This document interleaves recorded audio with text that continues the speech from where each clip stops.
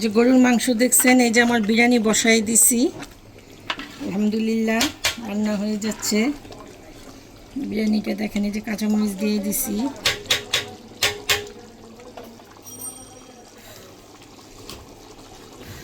তেহারিটা একদম মাখু মাখু হবে না।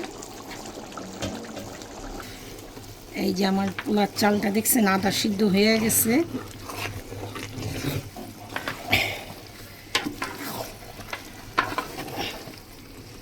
আমি এটা দমে বসাই দিব, তাওয়া বসাইছি।